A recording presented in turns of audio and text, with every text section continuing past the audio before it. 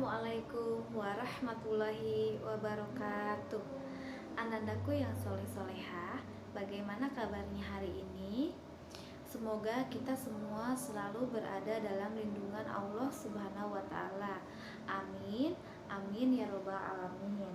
Baik, anandaku yang soleh-solehah, meskipun kita belajar di rumah, Ustazah harap Ananda semuanya selalu semangat dalam mengerjakan tugasnya ya. Ananda soleh-solehah, baiklah, untuk pembelajaran pada hari ini kita akan membahas tentang sholat berjamaah. Namun sebelum lanjut ke sholat berjamaah, Ustazah akan sedikit membahas tentang pengertian sholat. Apa itu sholat? Nah, sholat menurut bahasa artinya adalah doa. Ustazah ulang, sholat menurut bahasa itu artinya adalah doa. Nah, bagaimana dengan pengertian sholat menurut syariat? Menurut syariat, sholat itu adalah perkataan atau perbuatan yang diawali dengan takbiratul ihram dan diakhiri dengan salam. Sebagai umat muslim, kita diwajibkan melaksanakan sholat 5 waktu. Apabila kita tidak melaksanakan sholat 5 waktu, maka kita termasuk orang-orang yang kafir. Na'udzubillahi min dzalik. Karena Rasulullah Shallallahu Alaihi Wasallam bersabda, batas seorang muslim dengan kekafiran itu adalah meninggalkan sholat. Kemudian ada pertanyaan, Ustazah, sejak kapan kita diwajibkan melaksanakan sholat? Jawabannya adalah sejak kita kecil. Menurut Rasulullah, yaitu sejak usia 7 tahun. Nah, Ananda sekarang kelas 3 kan? Nah, rata-rata usia Ananda itu adalah 9 tahun dan 8 tahun. Berarti Ananda semuanya sudah wajib melaksanakan sholat 5 waktu ya. Kemudian pertanyaan selanjutnya, bagaimana jika kita sedang sakit? Jawabannya adalah meskipun kita sedang sakit, kita tetap diwajibkan melaksanakan sholat. Tetapi Allah memberikan keringanan bagi orang-orang yang sakit.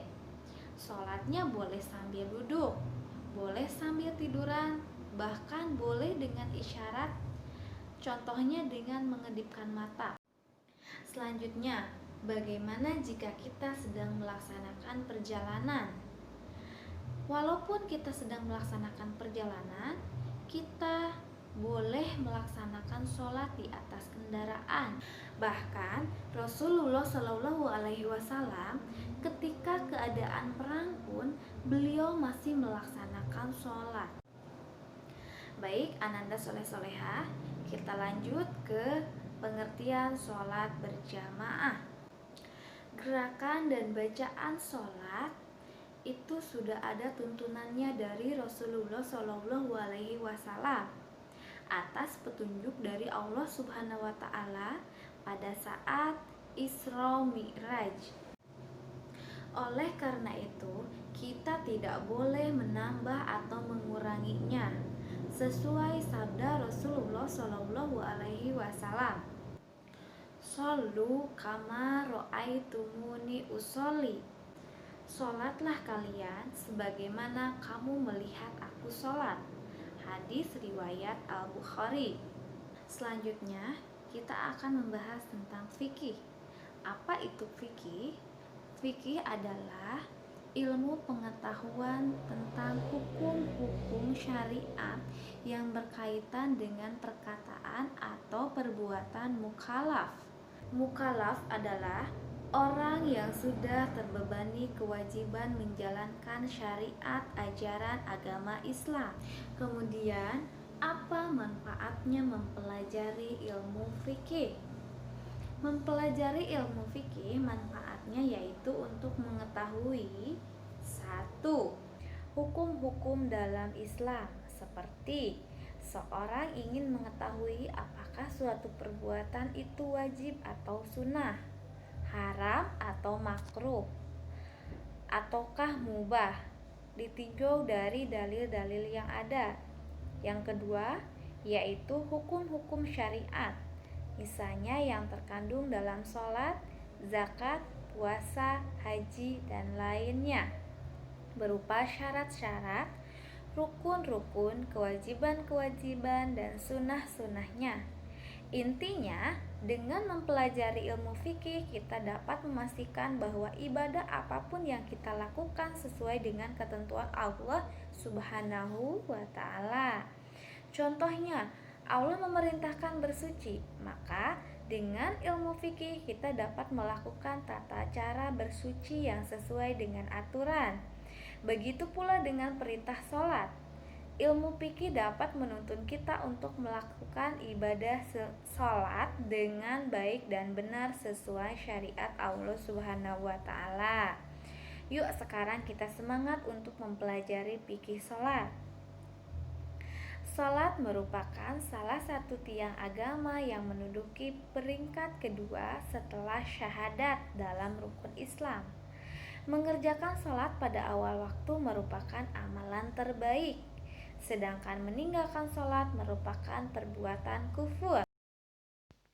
Dalam hadis yang diriwayatkan oleh Imam Bukhari dan Imam Muslim, bahwa Rasulullah Shallallahu Alaihi Wasallam bersabda, "Sholatul jama'ati afdalu min sholatil fardhi bisab'i wa ishrina darajah."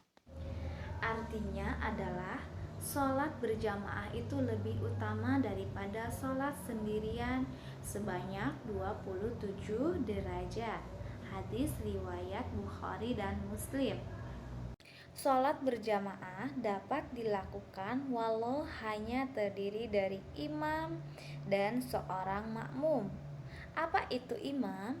Imam adalah orang yang memimpin sholat, sedangkan makmum adalah orang yang mengikuti imam untuk sholat. Rasulullah memerintahkan kaum laki-laki untuk melaksanakan sholat wajib berjamaah di masjid, sedangkan untuk kaum wanita atau perempuan boleh melaksanakannya di rumah. Dalam sebuah hadis dikisahkan bahwa seorang laki-laki tunanetra pernah meminta keringanan kepada Rasulullah untuk melaksanakan sholat wajib di rumahnya saja. Rasulullah menjawab, jika masih mendengar suara azan maka sebaiknya datang ke masjid untuk sholat berjamaah. Arti betapa wajibnya mengerjakan sholat berjamaah di masjid bagi seorang muslim laki-laki. Oleh karena itu, Ananda Ikhwan harus membiasakan diri sejak kecil untuk melaksanakan sholat berjamaah setiap waktu di masjid. Kemudian ada syarat-syarat sholat berjamaah. Berikut ini akan dijelaskan tentang syarat-syarat sholat berjamaah. Di antaranya adalah 1. Imam tidak menjadi makmum dari imam yang lain. Yang kedua, makmum harus mengetahui semua gerakan-gerakan imam dengan cara melihat atau mendengar dengan jelas melalui imam atau makmum yang ada di depan. Yang ketiga, makmum harus dekat dengan imam atau makmum yang ada di depan.